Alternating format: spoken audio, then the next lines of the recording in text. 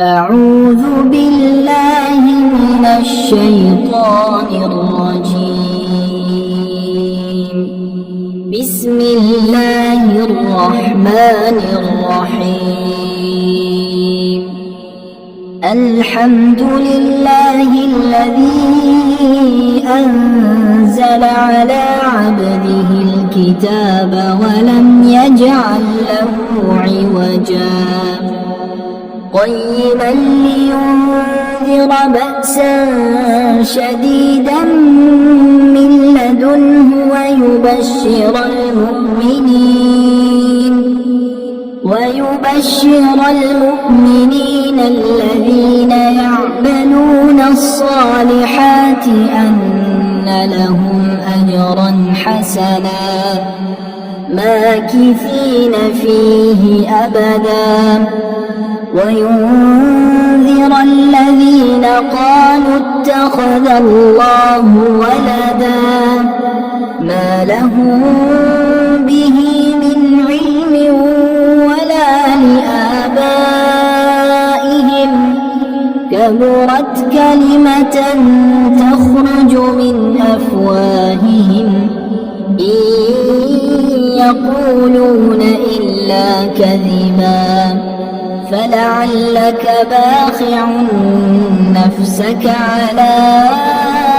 آثارهم إن لم يؤمنوا بهذا الحديث أسفا إنا جعلنا ما على الأرض زينة لها لنبلوهم أيهم أحسن عملا وإنا لجاعلون ما عليها صعيدا جرزا أم حسبت أن أصحاب الكهف والرقيم كانوا من آياتنا عجبا إذ أوى الفتية إلى الكهف فقالوا ربنا آتنا من لدنك رحمة وهيئ لنا من أمرنا رشدا فضربنا على آذانهم في الكهف سنين عددا ثم بعثناهم لنعلم أي الحزبين أحصى لما لبثوا أمدا نحن نقص عليك نبأهم بالحق إنهم فتية آمنوا بربهم وزدناهم هدى وربطنا على قلوبهم إذ قاموا فقالوا ربنا رب السماوات والأرض لن ندعو من دونه إلها لقد قلنا إذا شططا هؤلاء قومنا اتخذوا من دونه آلهة لولا يأتون عليهم بسلطان بين فمن أظلم ممن افترى على الله كذبا وإذ اعتزلتموهم وما يعبدون إلا الله فأووا إلى الكهف ينشر لكم ربكم من رحمته ويهيئ لكم من أمركم مرفقا وترى الشمس إذا طلعت تزاور عن كهفهم ذات اليمين وإذا غربت تقرضهم ذات الشمال وهم في فجوة منه ذلك من آيات الله من يهد الله فهو المهتد ومن يضلل فلن تجد له وليا مرشدا وتحسبهم أيقاظا وهم رقود ونقلبهم ذات اليمين وذات الشمال وكلبهم باسط ذراعيه بالوصيد لو اطلعت عليهم لوليت منهم فرارا ولملئت منهم رعبا وكذلك بعثناهم ليتساءلوا بينهم قال قائل منهم كم لبثتم قالوا لبثنا يوما أو بعض يوم قالوا ربكم أعلم بما لبثتم فابعثوا أحدكم بورقكم هذه إلى المدينة فلينظر أيها أزكى طعاما فليأتكم برزق منه وليتلطف ولا يشعرن بكم أحدا إنهم إن يظهروا عليكم يرجموكم أو يعيدوكم في ملتهم ولن تفلحوا إذا أبدا وكذلك أعثرنا عليهم ليعلموا أن وعد الله حق وأن الساعة لا ريب فيها إذ يتنازعون بينهم أمرهم فقالوا ابنوا عليهم بنيانا ربهم أعلم بهم قال الذين غلبوا على أمرهم لنتخذن عليهم مسجدا سيقولون ثلاثة رابعهم كلبهم ويقولون خمسة سادسهم كلبهم رجما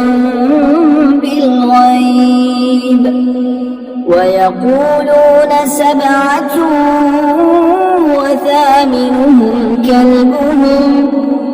قل ربي أعلم بعدتهم ما يعلمهم إلا قليل فلا تمار فيهم إلا مراء ظاهرا ولا تستفت فيهم منهم أحدا ولا تقولن لشيء إني فاعل ذلك غدا إلا أن يشاء الله واذكر ربك إذا نسيت وقل عسى أن يهديني ربي لأقرب من هذا رشدا ولبثوا في كهفهم 300 سنين وازدادوا 9 قل الله أعلم بما لبثوا له غيب السماوات والأرض أبصر به وأسمع ما لهم من دونه من ولي ولا يشرك في حكمه أحدا واتل ما أوحي إليك من كتاب ربك لا مبدل لكلماته ولن تجد من دونه ملتحدا واصبر نفسك مع الذين يدعون ربهم بالغداة والعشي يريدون وجهه ولا تعد عيناك عنهم تريد زينة الحياة الدنيا ولا تطع من أغفلنا قلبه عن ذكرنا واتبع هواه وكان أمره فرطا وقل الحق من ربكم فمن شاء فليؤمن ومن شاء فليكفر إنا أعتدنا للظالمين نارا أحاط بهم سرادقها وإن يستغيثوا يغاثوا بماء كالمهل يشوي الوجوه بئس الشراب وساءت مرتفقا إن الذين آمنوا وعملوا الصالحات إنا لا نضيع أجر من أحسن عملا أولئك لهم جنات عدن تجري من تحتهم الأنهار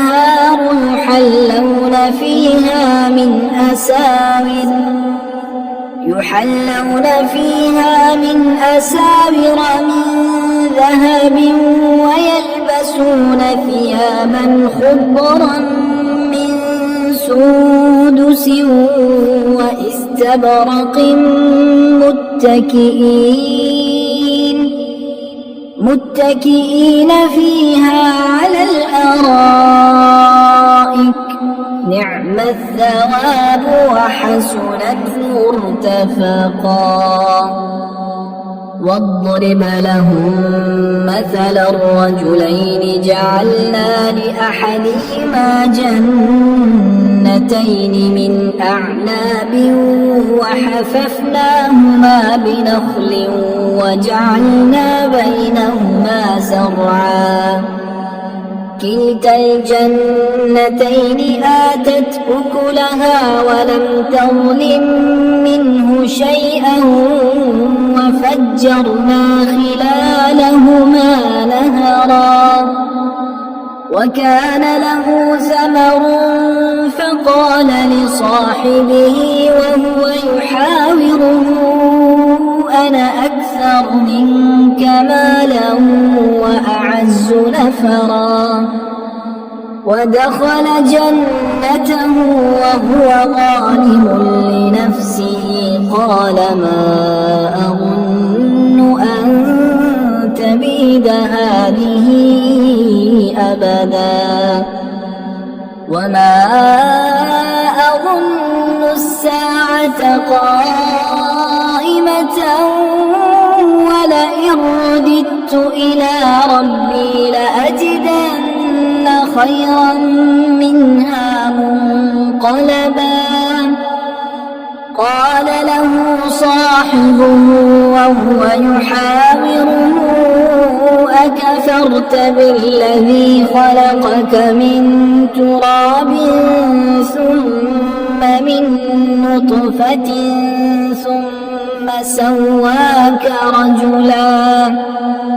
لكن هو الله ربي ولا أشرك بربي أحدا ولولا إذ دخلت جنتك قلت ما شاء الله لا قوة إلا بالله إن ترني أنا أقل منك مالا وولدا عسى ربي أن يؤتيني خيرا من جنتك ويرسل عليها حسبانا من السماء فتصبح صعيدا زلقا أو يصبح ماؤها غورا فلن تستطيع له طلبا وأحيط بثمره فأصبح يقلب كفيه على ما أنفق فيها وهي خاوية على عروشها ويقول يا ليتني لم أشرك بربي أحدا ولم تكن له فئة ينصرونه من دون الله وما كان منتصرا هنالك الولاية لله الحق هو خير ثوابا وخير عقبا واضرب لهم مثل الحياة الدنيا كماء أنزلناه من السماء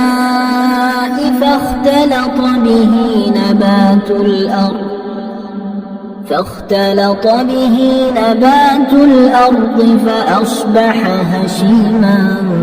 تذروه الرياح وكان الله على كل شيء مقتدرا المال والبنون زينة الحياة الدنيا والباقيات الصالحات خير عند ربك ثوابا وخير أملا ويوم نسير الجبال وترى الأرض بارزة وحشرناهم فلم نغادر منهم أحدا وعرضوا على ربك صفا لقد جئتمونا كما خلقناكم أول مرة بل زعمتم أن لن نجعل لكم موعدا ووضع الكتاب فترى المجرمين مشفقين مما فيه ويقولون يا ويلتنا ما لهذا الكتاب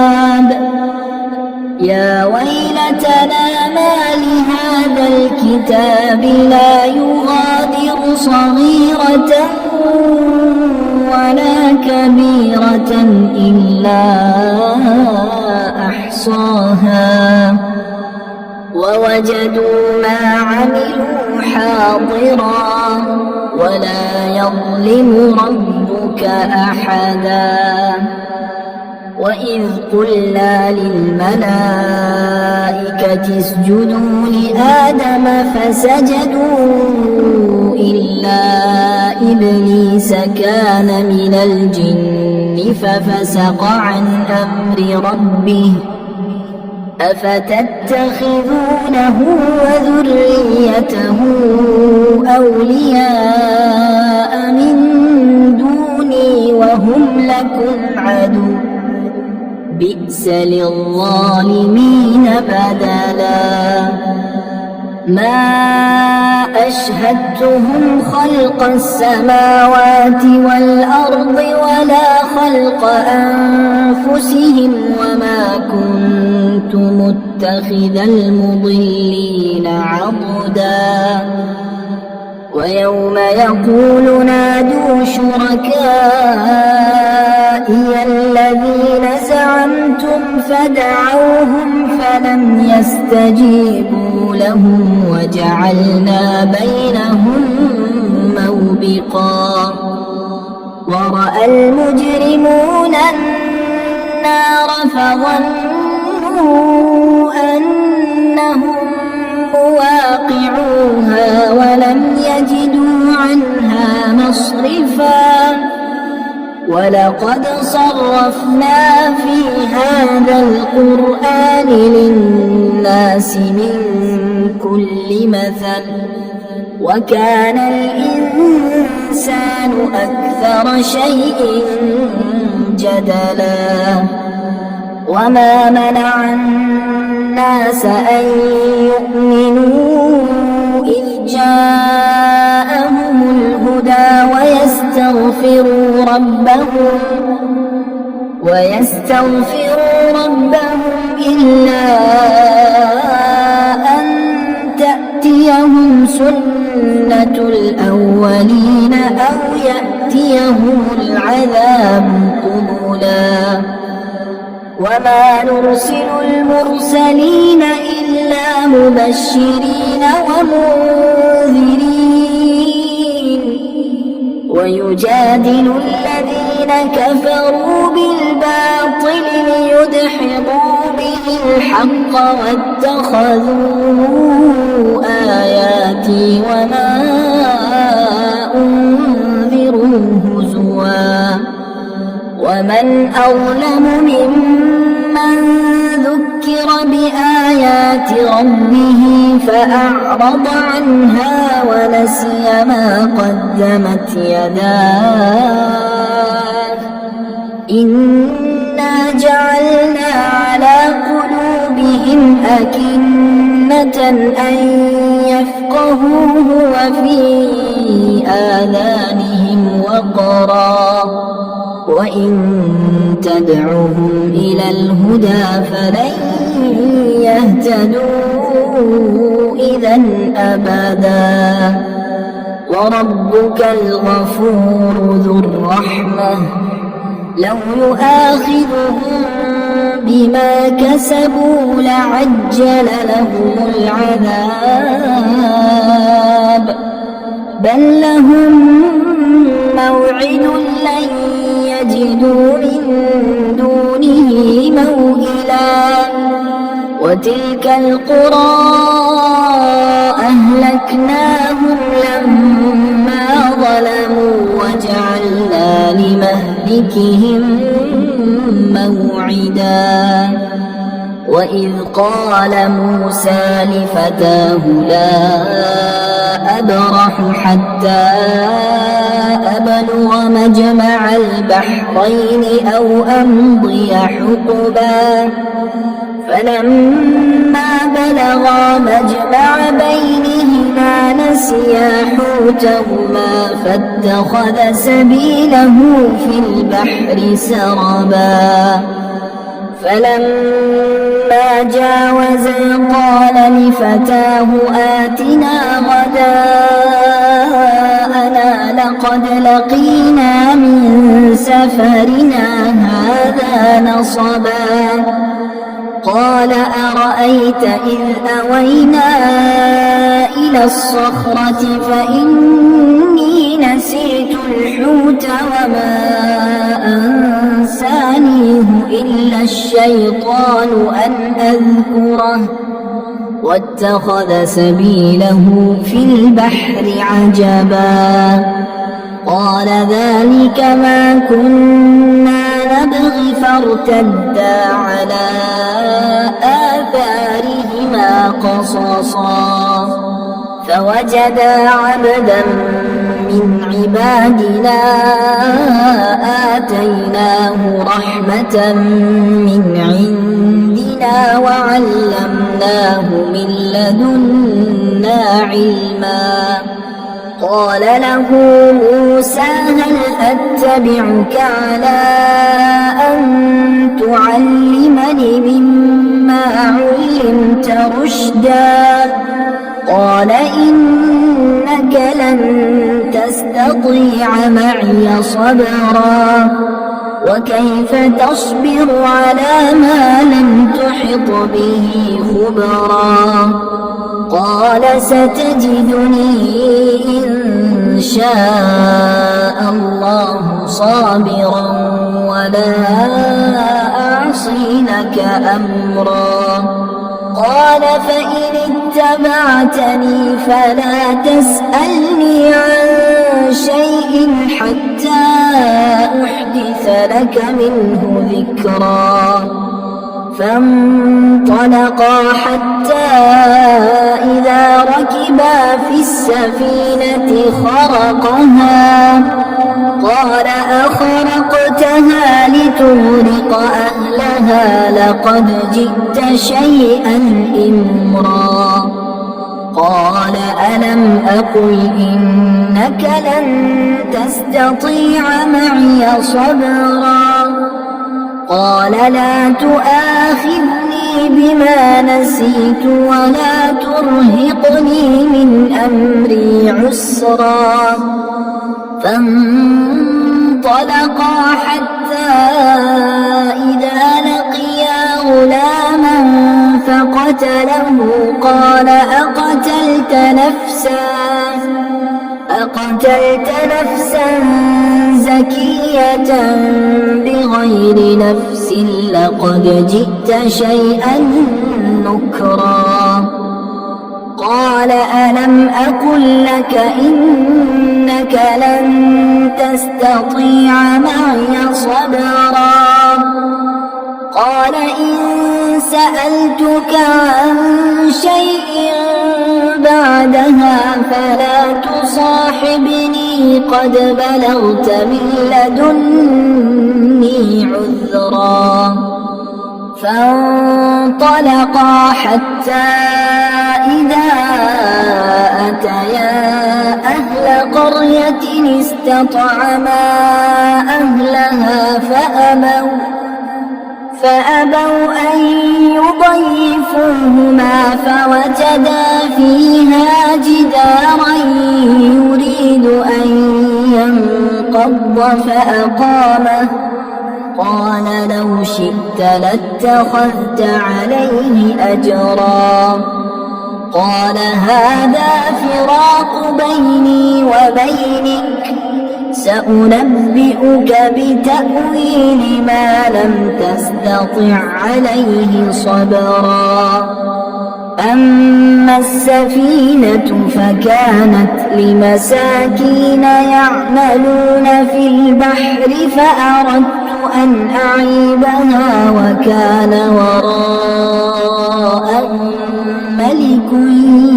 يأخذ كل سفينة غصبا. وأما الغلام فكان أبواه مؤمنين فخشينا أن يرهقهما طغيانا وكفرا. فأردنا أن يبدلهما ربهما خيرا منه زكاة وأقرب رحما. وأما الجدار فكان لغلامين يتيمين في المدينة وكان تحته كنز لهما وكان أبوهما صالحا. فأراد ربك أن يبلغا أشدهما ويستخرجا كنزهما رحمة من ربك وما فعلته عن أمري ذلك تأويل ما لم تسطع عليه صبرا. ويسألونك عن ذي القرنين قل سأتلو عليكم منه ذكرا. إنا مكنا له في الأرض وآتيناه من كل شيء سببا. فأتبع سببا حتى إذا بلغ مغرب الشمس وجدها تغرب في عين حمئة ووجد عندها قوما قلنا يا ذا القرنين إما أن تعذب وإما أن تتخذ فيهم حسنا قال أما من ظلم فسوف نعذبه ثم يرد إلى ربه فيعذبه عذابا نكرا وأما من آمن وعمل صالحا فله جزاء الحسنى وسنقول له من أمرنا يسرا ثم أتبع سببا حتى إذا بلغ مطلع الشمس وجدها تطلع على قوم لم نجعل لهم من دونها سترا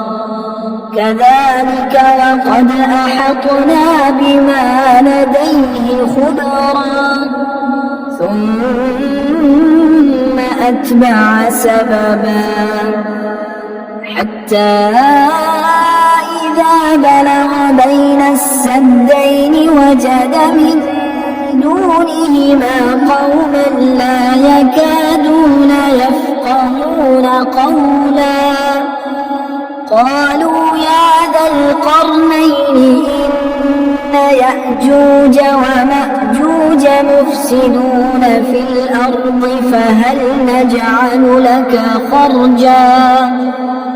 فهل نجعل لك خرجا على أن تجعل بيننا وبينهم سدا قال ما مكني فيه ربي خير فأعينوني بقوة أجعل بينكم وبينهم ردما آتوني زبر الحديد حتى إذا ساوى بين الصدفين قال انفخوا حتى إذا جعله نارا قال آتوني أفرغ عليه قطرا فما استطاعوا أن يظهروه وما استطاعوا له نقبا قال هذا رحمة من ربي فإذا جاء وعد ربي جعله دكا وكان وعد ربي حقا وتركنا بعضهم يومئذ يموج في بعض ونفخ في الصور فجمعناهم جمعا وعرضنا جهنم يومئذ للكافرين عرضا الذين كانت أعينهم في غطاء عن ذكري وكانوا لا يستطيعون سمعا أفحسب الذين كفروا أن يتخذوا عبادي من دوني أولياء إنا أعتدنا جهنم للكافرين نزلا قل هل ننبئكم بالأخسرين أعمالا الذين ضل سعيهم في الحياة الدنيا وهم يحسبون أنهم يحسنون صنعا أولئك الذين كفروا بآيات ربهم ولقائه فحبطت أعمالهم فلا نقيم لهم يوم القيامة وزنا ذلك جزاؤهم جهنم بما كفروا واتخذوا آياتي ورسلي هزوا إن الذين آمنوا وعملوا الصالحات كانت لهم جنات الفردوس نزلا خالدين فيها لا يبغون عنها حولا قل لو كان البحر مدادا لكلمات ربي لنفد البحر قبل أن تنفد كلمات ربي ولو جئنا بمثله مددا